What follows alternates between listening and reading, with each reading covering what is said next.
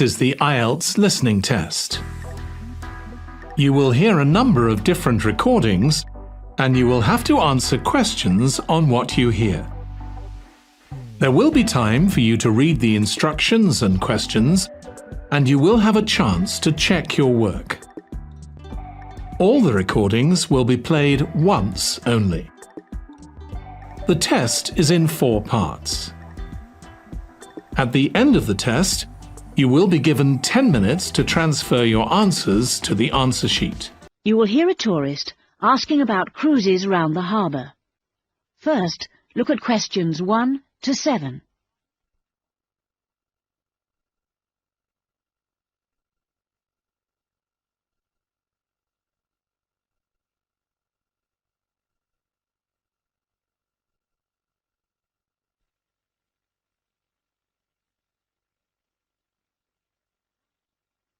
Now listen to the first part of the conversation and complete questions 1 to 7 on the table.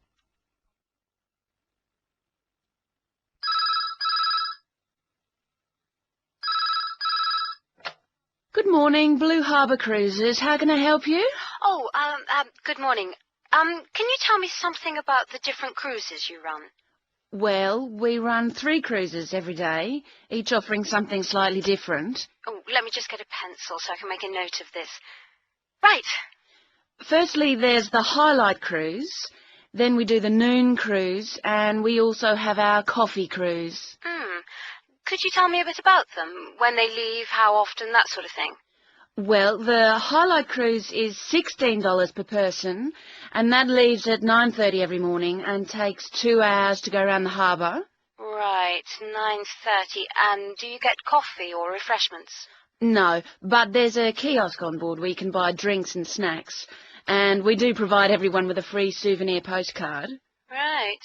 And then there's our Noon Cruise at $42 per person.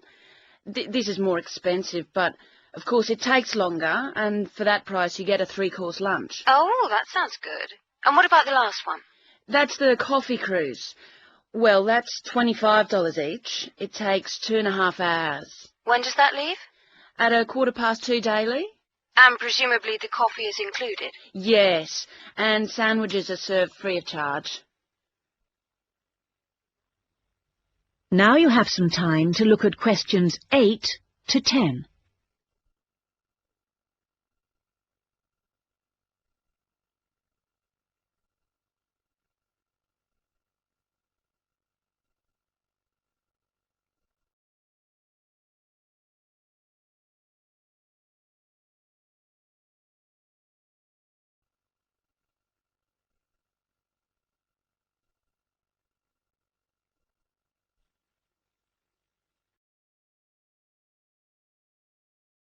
As you listen to the rest of the conversation, answer questions 8 to 10. I think the coffee cruise would suit us best, as lunch is included at the hotel. Can I book for 2 people for tomorrow, please? No need to book, just be down at the quay at 2 o'clock. All our cruises depart from jetty number 2. Can you tell me where that is exactly? Yes, number 2 jetty is opposite the shops. It's clearly signposted. Right. And can you tell me, is there a commentary? Yes, there's a commentary on all the cruises. Is it possible to listen to the commentary in Japanese? My friend doesn't speak much English. It's in English only, I'm afraid, but the tour guides usually speak some Japanese, so she'll be able to ask questions. Oh, fine. Oh, and one other thing. I should just mention that it gets extremely hot on the upper deck at this time of year, so it's a good idea to wear a hat. Otherwise, you could get quite badly sunburnt. Right, I'll remember that. Thanks very much.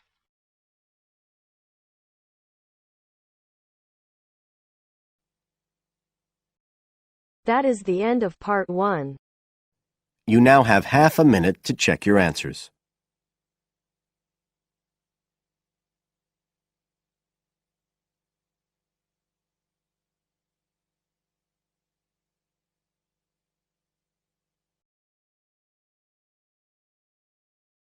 Part 2. You're going to listen to a talk about the food we eat. First, you have some time to look at questions 11 to 15.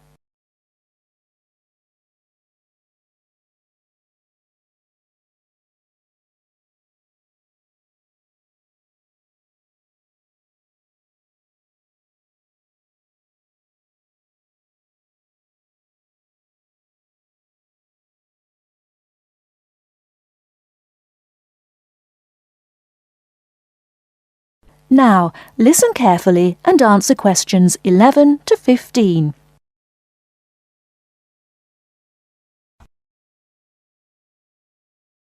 Welcome to The Food We Eat, sponsored by Safeway.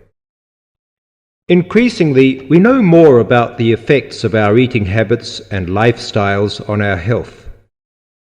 While new information can change old ideas, the news stories can often be confusing. At Safeway, we try to help customers not only in the range and types of food offered, but also by providing up-to-date, reliable information in areas we know are of interest and which relate to the diet we eat. Today, we are going to talk about sugar. Recently, doctors have been advising us to eat less sugar. The health recommendation to use less sugar is for two reasons. Firstly, for the sake of our teeth, since the amount and frequency of sugar consumption links to decay. Secondly, as sugar is a good source of calories, it can easily be a problem if we tend to be overweight. The dental risk is because bacteria which occur naturally in our mouth feed on carbohydrates, sugar and starch, to form plaque and acid. Plaque is a sticky coating that prevents the bacteria being removed by saliva. The acid attacks the tooth itself. This takes time, however, so the trick is to avoid sticky foods like sweets, which stay around in crevices feeding the bacteria. Before you hear the rest of the talk, you have some time to look at questions 16 to 20.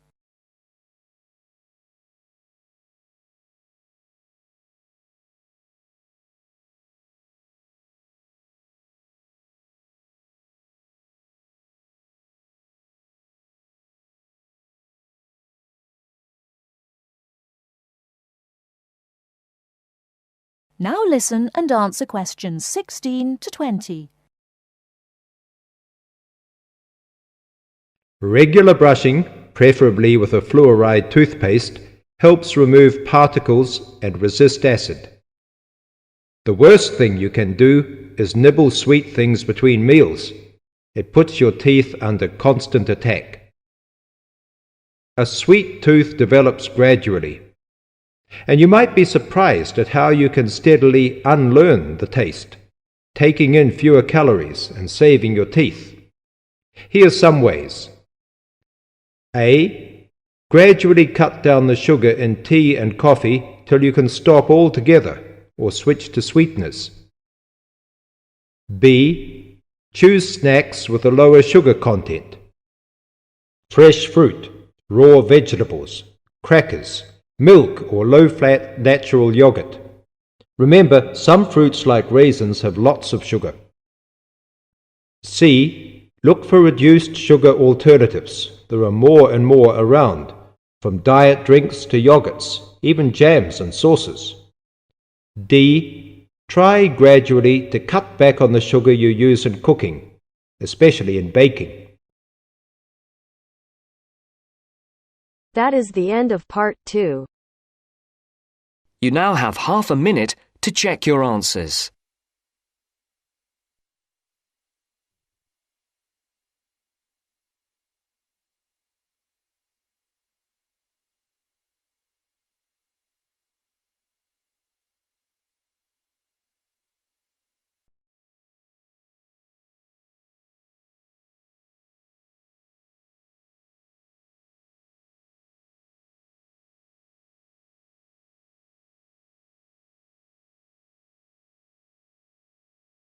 Now turns to part 3.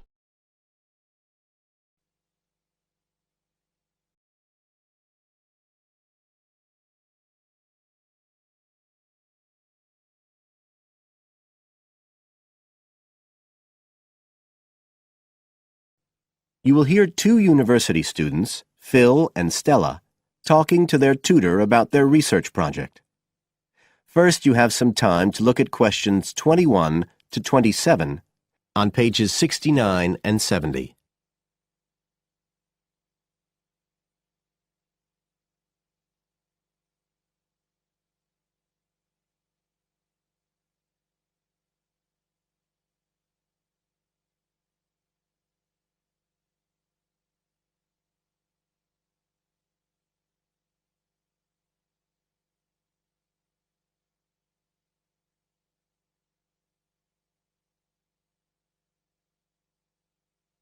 Now listen carefully and answer questions 21 to 27.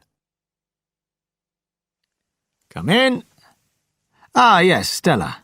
Is Phil there too? Good. Come on in. OK, so you're here to discuss your research project. Have you decided what to focus on? You were thinking of something about the causes of mood changes, weren't you? Yes, but the last time we saw you, you suggested we narrowed it down to either the effects of weather or urban environment. So we've decided to focus on the effects of weather. Right, that's more manageable. So, your goal is, Phil? To prove the hypothesis, no, to investigate the hypothesis that the weather has an effect on a person's mood. Good. And what's your thesis, Stella? Well, our thesis is that in general, when the weather's good, it has a positive effect on a person's mood, and bad weather has a negative effect. Can you define your terms here? For example, what do you mean by good and bad? OK, well, good would be sunny, warm weather, and bad would be when it's cold and cloudy or raining. And how would you define an effect on a person's mood? What would you be looking to find? An effect on the way a person feels. A change in the way they feel, like from feeling happy and optimistic to sad and depressed. Right. And what sort of weather variables will you be looking at? Oh, sunshine, temperature, cloudiness, precipitation, among others. It'll depend a bit what the weather's like when we do the survey. Fine. We'll talk about that in a minute. But first, what about background reading? I gave you some suggestions. Did you manage to read any of it? Yes. We read the Ross Vickers article, the one comparing the groups of American Marines training in summer and winter. That's quite relevant to our study. It was interesting because the Marines who were training in the cold winter conditions tried to cheer themselves up by thinking of warm places, but it didn't really work. Yes, they were trying to force themselves to have a positive mental outlook, but in fact it had the opposite effect, and they ended up in a very negative state of mind. And we found some more research by someone who wasn't on the reading list you gave us, George Whiteborn. He compared people living in 3 countries with very different climatic conditions. Actually, he looked at several things, not just the weather. But he found some people's reactions to bad weather were much worse than others, and it was linked to how stressed they were generally. The weather on its own didn't have such a significant effect on mood. And we looked at a paper by Haverton. Yeah, he broke weather up into about 15 or 16 categories and did qualitative and quantitative research. He found that humans respond to conditions in the weather with immediate responses, such as fear or amazement. But these responses can also be linked to associations from their earlier life, such as a particular happy or sad event. Did you have a look at Stanfield's work? Yes. It was interesting because the type of questions he asked was similar to what we were planning to use in our survey. Yes? He asked people how they were feeling on days with good and bad weather. He found the biggest factors seemed to be the humidity. Moods were most negative on days with a lot of rainfall. Long periods without sunshine had some effect, but nothing like as much. That could be quite a useful model for your project. Yes, we thought so too. Although we can't continue our survey for as long as he did. He did his over a 6-month period. You now have some time to look at questions 28 to 30 on page 70.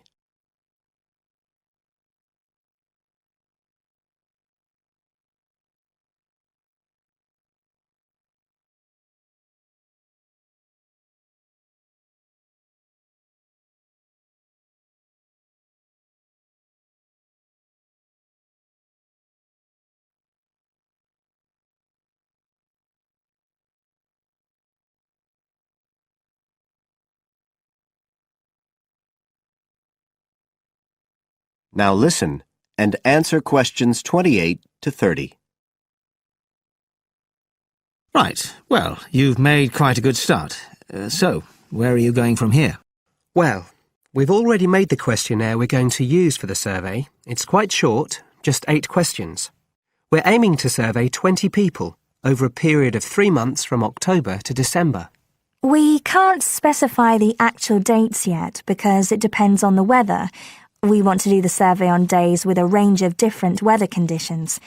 And we'll just be working on campus, so our data will only be statistically sound for the student population here.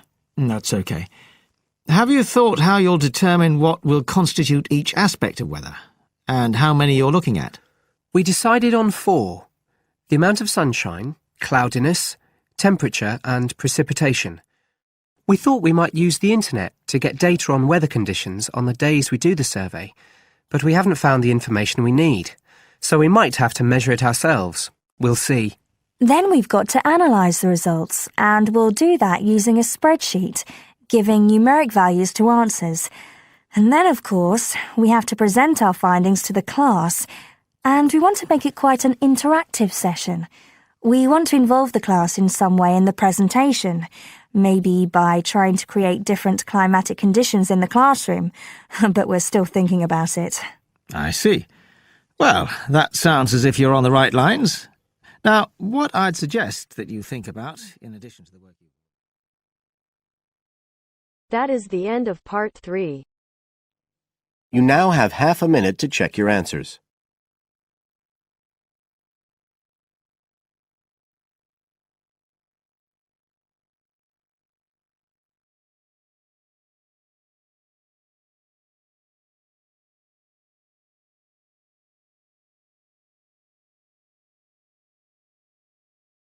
Now turns to part 4.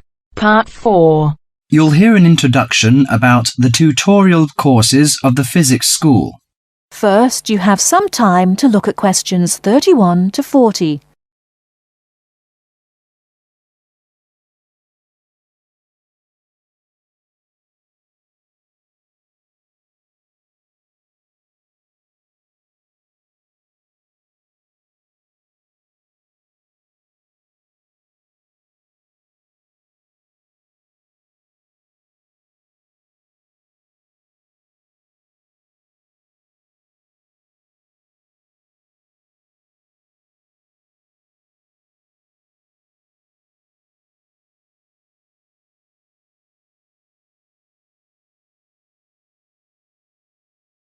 Now listen carefully and answer questions 31 to 40.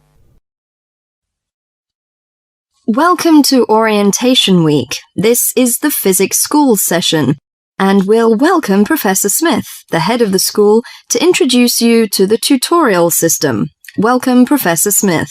Thank you. You may have noticed life at university is totally different from that of school. For you, tutorials are an important part of the teaching program. Tutors are the primary contact between undergraduate students and the school. A tutor is the student's personal tutor as well as their academic tutor. Tutorials for physics undergraduates consist of 6 students who meet each week with their tutor for at least 50 minutes. For radiographer students, tutorials will normally consist of a group of about 10 students who will meet fortnightly with their tutor for a period of at least 50 minutes. In the first semester, the tutorials are during weeks 1 to 11. For semester 2, they are during weeks 14 to 24. Everybody involved is expected to be present and on time, and the tutor will also be available in week 12 and 25 to discuss problems that arise during revision, but attendance by students is optional. Now I'm going to introduce to you the stages and activities of the tutorials. The induction period is from week 1 to 3. I know that a significant minority of you experience culture shock during your first few months at university, and the important function of this stage is to identify students who are having difficulty integrating into the academic program. In particular, tutors should check your attendance of lectures, tutorials, laboratory sessions, and this sort of things. Tutors also help you tackle work in a systematic and effective manner. Stage 2 begins from the 4th week. Some tutorials of this period are to be devoted to discussion or going over the students' lecture notes, but approximately 50% of tutorial time is to be devoted to coursework. You should finish the weekly homework assignments of 2 hours duration with at least 50% involving written work. At least 8 homework assignments during the year should involve answering problems set on coursework. The written work collected by the tutor should be marked within a week of handing in, and generally the assignments should be graded. The third stage starts from week 8 till the 10th. During this period, math and 4 core physics programs are included. The majority of tutorial time should be devoted to work which support the lecture programs and laboratory work.